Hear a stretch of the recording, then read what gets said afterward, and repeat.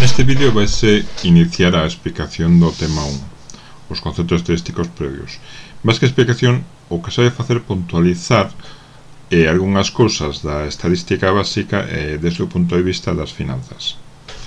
Hai dúas versións desta presentación, unha que vos servirá como apuntes máis completa, que é, digamos, a referencia que debedes ter antes de empezar. Tería as cousas que debedes coñecer para empezar nesta asignatura. É unha forma de homoxeneizar, porque vindes de sitios e titulacións bastante distintas, e de aclarar un pouco que é o que necesitades saber. Coincide de forma bastante suave co que se dá nos cursos de grau, por lo menos nesta facultade penso que en xeral, nas economías e nas empresas, nas empresariais. Entón, a idea será que usedes esta presentación, a versión grande, para repasar, e eu usarei unha versión máis reducida para contarvos a relación dos conceptos básicos ou a súa extensión cando se relacionan cas finanzas. Hai determinados conceptos que teñen máis sentido no mundo das finanzas e menos no da estadística en xeral. E tamén os conceptos da estadística en xeral, algúns deles teñen unha interpretación propia dentro da finanza, que será algún deses casos que vos comentarei nesta presentación. Entón, primeiro, que é a estadística? A estadística é un conxunto de técnicas para analizar datos que proceden de fenómenos non deterministas, o sea, fenómenos nos que se supón que existe aleatoriedade. Iso quere dicir que podemos coñecer perfectamente as circunstancias nas que ocorre un fenómeno e ainda así non determinar o resultado que imos conseguir. Por exemplo, nunha empresa un vendedor pode actuar sempre ca mesma calidad, co mesmo nivel coa mesma capacidade de venda, pero o resultado non sempre vai ser vender. Hai factores que ele non pode controlar e que cambian o resultado. Nun país o PIB podemos coñecer totalmente a situación económica, as características dun momento dado. Entón facemos unha predicción que pode ser máis ou menos exacta, pero non vai coincidir o resultado para as mesmas condicións. O PIB unhas veces pode subir máis ou menos, porque hai factores incontrolables que son o que forman a aleatoriedade e que producen cambios nos resultados. Se podésemos determinar exactamente o valor do PIB do ano próximo coñecendo as circunstancias actuais, entón non sería un fenómeno aleatorio e non necesitaríamos estadística. Entón, eso é a estadística: estudiar ou extraer información de datos procedentes de fenómenos nos que actúa a aleatoriedade. E datos é precisamente a nosa materia prima, o que queremos estudiar ou o que queremos analizar. Como son os datos? Habitualmente os datos se separan en numéricos e non numéricos, cuantitativos e cualitativos. Despois son unhas características que teña, poden ser series de tempo ou datos transversais, datos de panel, etc. En particular, cales son os datos máis habituales no estudio das finanzas? Son series de tempo. Datos que están asociados a un momento de tempo determinado no que foron obtidos. O habitual é traballar con precios de valores cotizados. Unha serie de tempo, P(T). Unha empresa cotizada, cada cotización é un valor, un dato, nun momento do tempo. Os prezos son se estudiar, pero é máis habitual estudiar os retornos, o beneficio por período, a diferencia entre o valor no momento dado e o anterior. Tamén é unha serie de tempo e ten mellores propiedades estadísticas para estudiar, de aí que sea o máis habitual traballar con este tipo de datos. Podes traballarse cos dous, cos precios e cos retornos, pero os retornos é máis habitual. Tamén retornos netos, o sea, en tanto por cento. Variación porcentual dun momento para outro, dun período para o seguinte.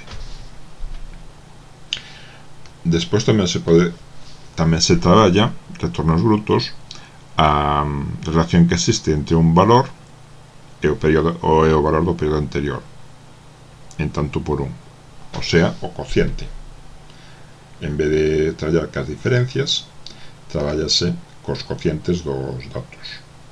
Por último, tamén se traballa con frecuencia con logaritmos. Aplícase logaritmos aos retornos porque son máis fáciles de manexar. Claro, teñen tamén boas propiedades estadísticas, pero de forma clásica sempre foron máis cómodos de manexar os logaritmos dos números que os propios números. Ahora con ordenadores non é algo tan real, pero ainda así síguese usando polas súas propiedades estadísticas.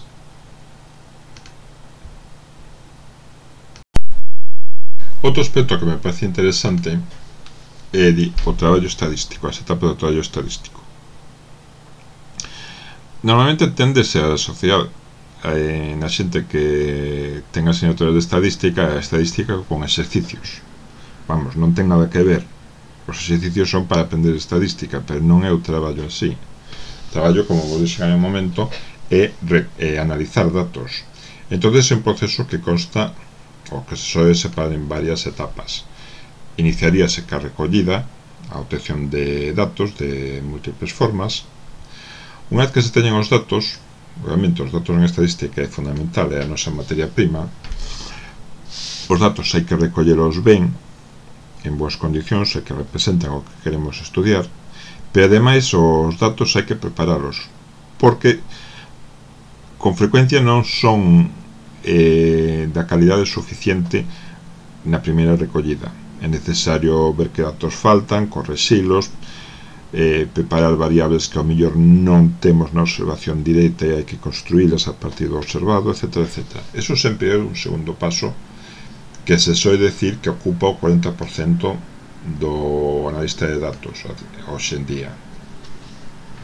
Despois hai que coñecer como son os nosos datos. Estadística descriptiva. Coller os datos e facer cálculos, parámetros, gráficas que nos digan como é a súa estrutura, como son as relacións entre as súas variables. Digamos que é a primeira parte de análise.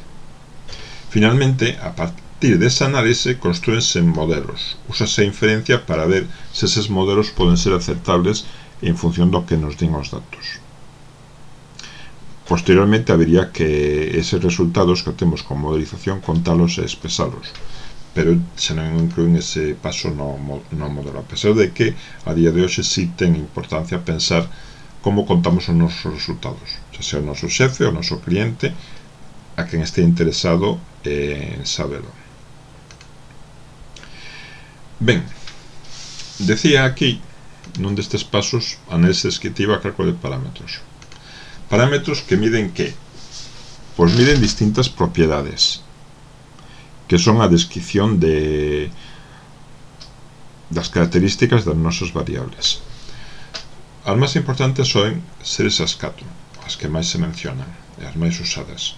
De feito, posición e dispersión son as que ocupan a maior parte do tempo.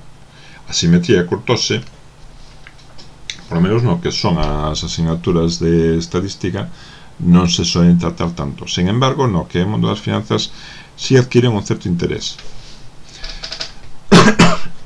Vexamos, por exemplo, medidas de posición, a típica media aritmética, mediana, etc. Que nos indican? Pois, por exemplo, a rendibilidade. Se estamos traballando con precios ou con retornos, a media dun retorno é canto ganamos ou canto perdemos, se é negativo. Dispersión asóciase precisamente ca medida de risco. Dispersión é a desviación típica e a varianza. A desviación típica é unha medida do risco, moi usada. É simple, pero útil. Por qué? Ben, un valor que ten moita dispersión quere dicir que toma valores, toma oscilacións moi grandes. Entonces podemos encontrar ou moi arriba, con moita ganancia, ou con moita perda. Entonces é un valor arriscado. Eso é que nos están medindo a dispersión. Asimetría. As colas ao lado dereito e ao lado esquerdo teñen o mesmo tamaño e diferente. Iso é o que está medindo a asimetría. Por si acaso,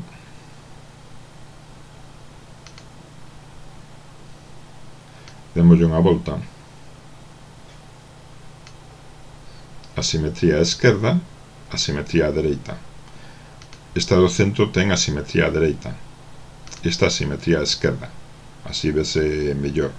Que tres ten nas finanzas? Imagina tres valores. Este ten os valores negativos e os positivos, digamos, as ganancias positivas, os retornos negativos e os retornos positivos equilibrados. Pero en cambio este valor ten máis retornos. Os retornos positivos son máis grandes que os negativos. Obviamente interesa, posto que cando se gana, ganase máis do que se perde. Ao revés, esta ten asimetría á esquerda. Os retornos negativos son maiores con diferencia que os retornos positivos. Obviamente é peligroso, posto que aunque podemos ganar, cando perdemos máis. Neste caso a asimetría está nos indicando unha propiedade fácil de relacionar cas finanzas, co que facemos cas finanzas. Habitualmente non tende a pasarse a asimetría un pouco por arriba. Sen embargo, aquí ten unha utilidade clara. Estamos dicindo valores interesantes e valores a evitar.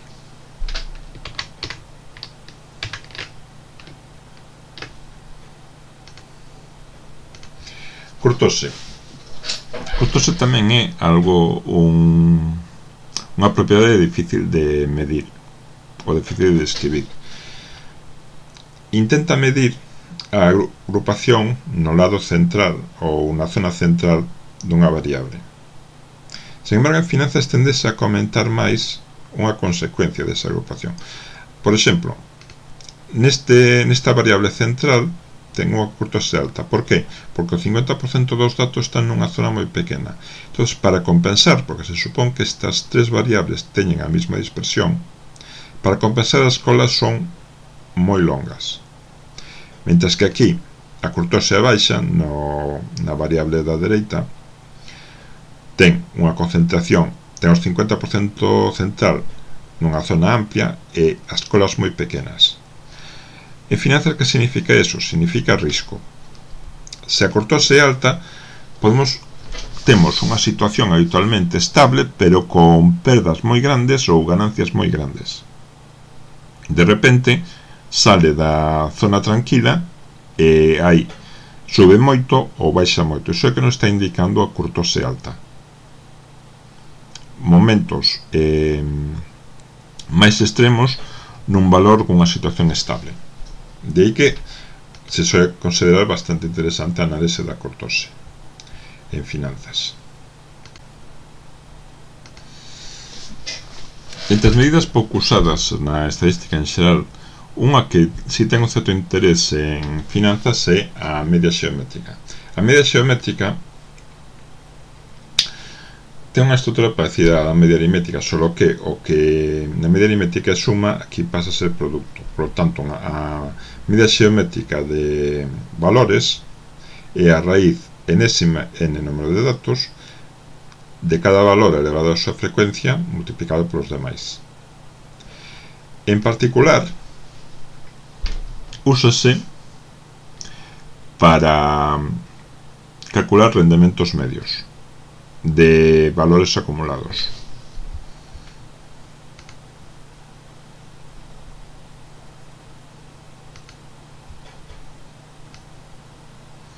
Esta situación, nós temos un investimento que vai acumulándose ano a ano. Investimos unha cantidade de C sub 0 e obtemos un beneficio ao primeiro ano.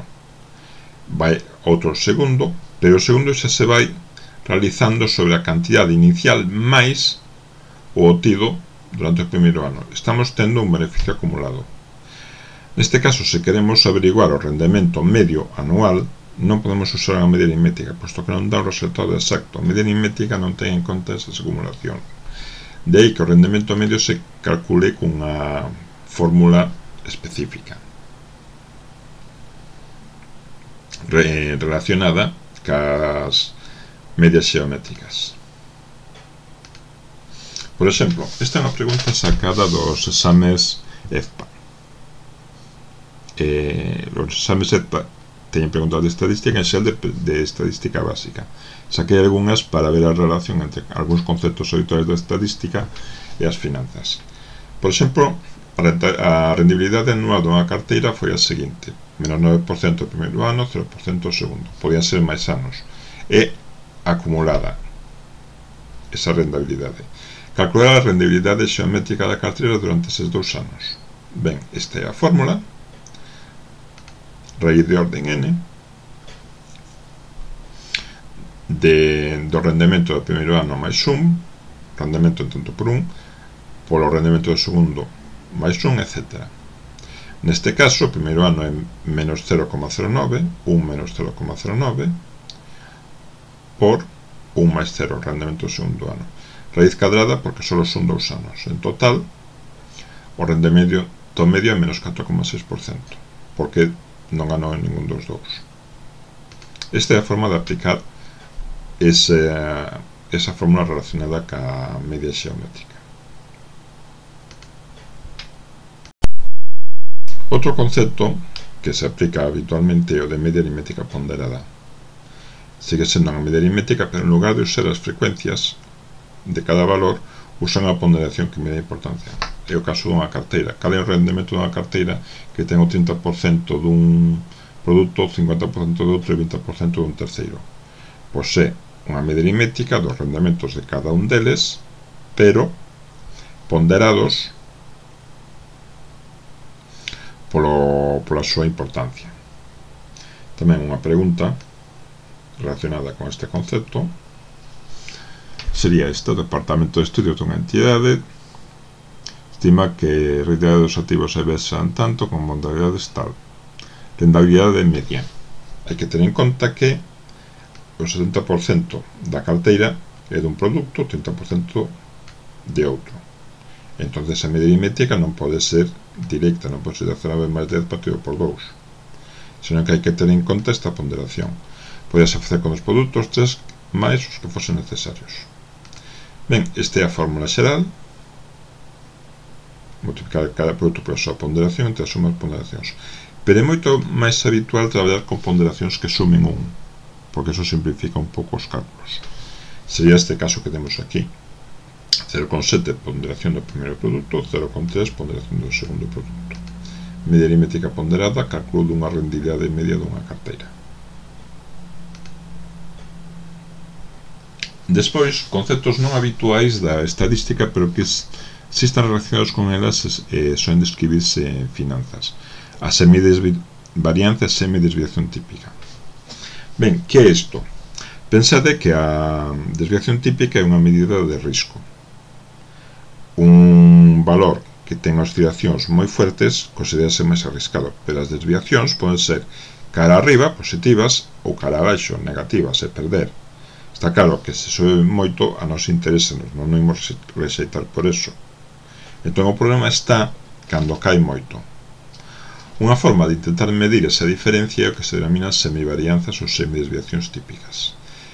Facer o cálculo solamente cos valores que están por debaixo dun punto que consideremos. Neste caso está considerado a media aritmética.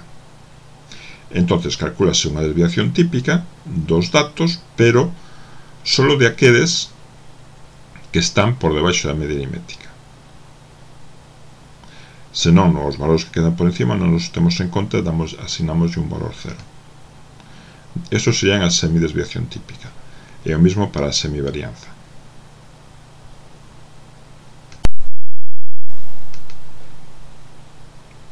Seguimos cas outras propiedades da simetría. Se vos comentei o interesante que é que un valor sea simétrico á dereita, porque eso significa que ten moitos maiores retornos positivos que negativos. E o pouco interesante sería que fose ao revés. Vemos aquí a representación de... tres formas de representar unha variable que ten a simetría á dereita.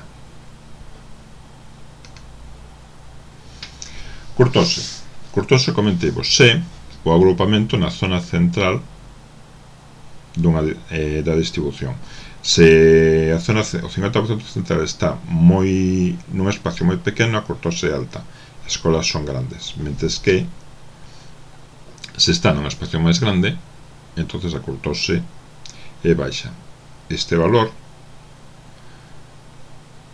a línea en negro, ten menos curtose que a línea en azul.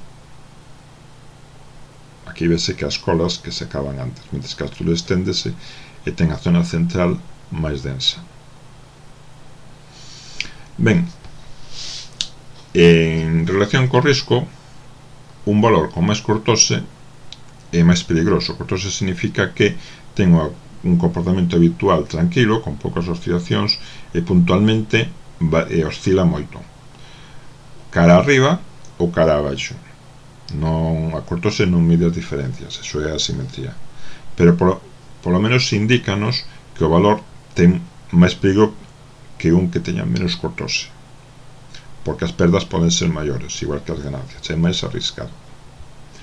Igual que vimos antes que a semivarianza e que a semidesviación típica, o mesmo concepto tamén se emplea nun tipo de momentos, de cálculos de curtose e de asimetría.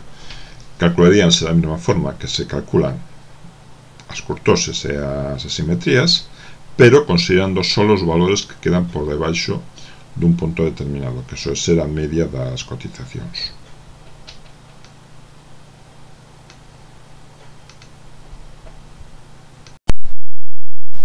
Outro concepto estadístico que se ve habitualmente en finanzas está relacionado ca regresión.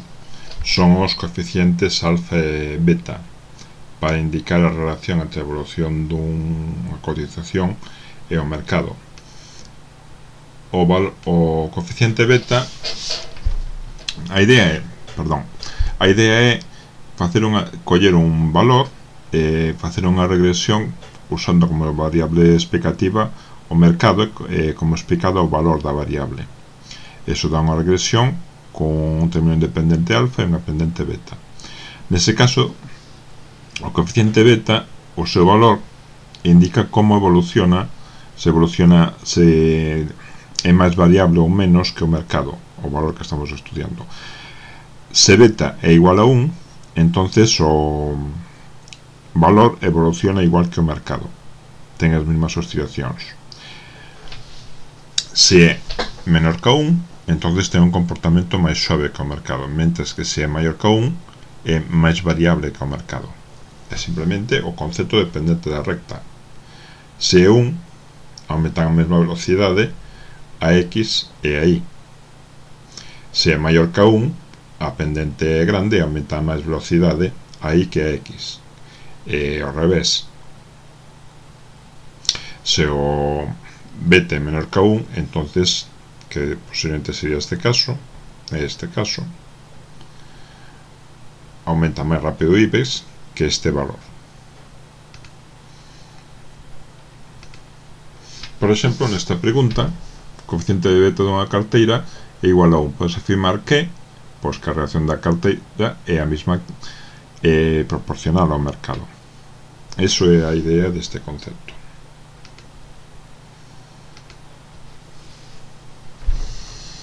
Tamén o coeficiente de correlación dice a esa recta é un bo axuste ou non, pero que ademais aparece como parte de outra fórmula, como parte da medida da variabilidade. Entonces está relacionado. Cando nós temos unha carteira, nos interesa reducir a variabilidade para reducir o risco. Entonces a estadística dinos que a varianza de dúas variables é igual a suma das varianzas máis 2 veces a covarianza. En principio ainda non apareceu o coeficiente de correlación. Pode facer para máis de dúas variables, pero a idea é a mesma. Nos calculamos a varianza dunha carteira en función, a variabilidade nunha carteira en función da varianza das variables que usamos. Ben, como a fórmula para o coeficiente de correlación e a covarianza entre desviacións típicas, podemos despexar e integrar o coeficiente de correlación dentro da fórmula. Así temos que a variabilidade dunha carteira será a suma das variabilidades de cada un dos valores máis 2 veces o coeficiente de correlación por produto das desviacións típicas, combinando esas dúas fórmulas. Que temos entón? Que canto maior sea o coeficiente de correlación, maior será a variabilidade. Canto menos sea o coeficiente de correlación, menor será a variabilidade. De feito, se se fai negativo, a variabilidade redúcese máis, porque os valores teñen comportamentos contrarios. Entón, se un aumenta, o outro tenderá a reducirse, compensará. Entón, cando se buscan cartillas equilibradas, tendese a buscar que teñan coeficientes de correlación negativos ou baixos, por lo menos. É outro exemplo de aplicación de conceptos estadísticos en finanzas, ou relacionándoos en finanzas. Ben, hasta aquí o que quería comentar sobre estadística descriptiva. Imos entrar agora en variable aleatoria. Variable aleatoria entra dentro do que se denomina estadística teórica.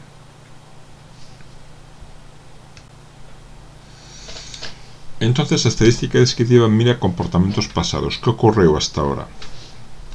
Os sucesos que nos interesan, con que frecuencia ocurren?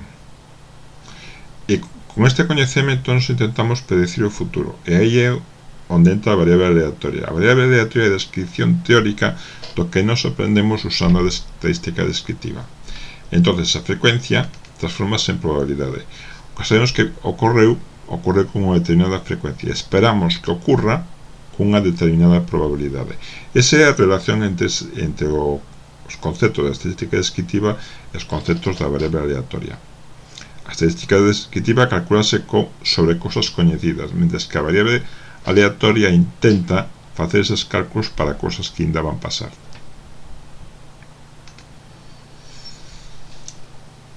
Eso seguiremos na segunda parte desta presentación.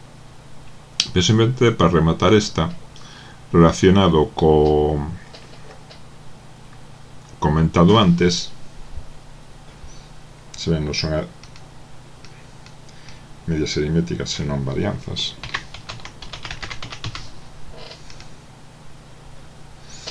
O cálculo da variabilidade nunha carteira formado por dous valores con distintas ponderacións é simplemente aplicar esta expresión de aquí.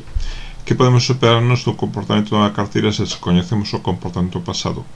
Podemos calcular o comportamento pasado mediante unha fórmula da varianza nunha combinación lineal, e exactamente o mismo para o comportamento futuro. Sería responder a esta pregunta. Un inversor ten unha carteira composta de 30% e 70%, volatilidades, covarianzas. Calcular a volatilidade. Calcular a volatilidade significa calcular a desviación típica, desde o punto de vista da estadística. Pódese deducir a partir desta fórmula. Sustituir os conceptos en tanto por un. Os conceptos aquí, tanto a ponderación como a desviación típica, a variabilidade, están dados en tantos por cen. Pero no cálculo, para que sea o valor exacto, debe facerse en tanto por un. Ben, aquí acabamos o vídeo desta parte da presentación.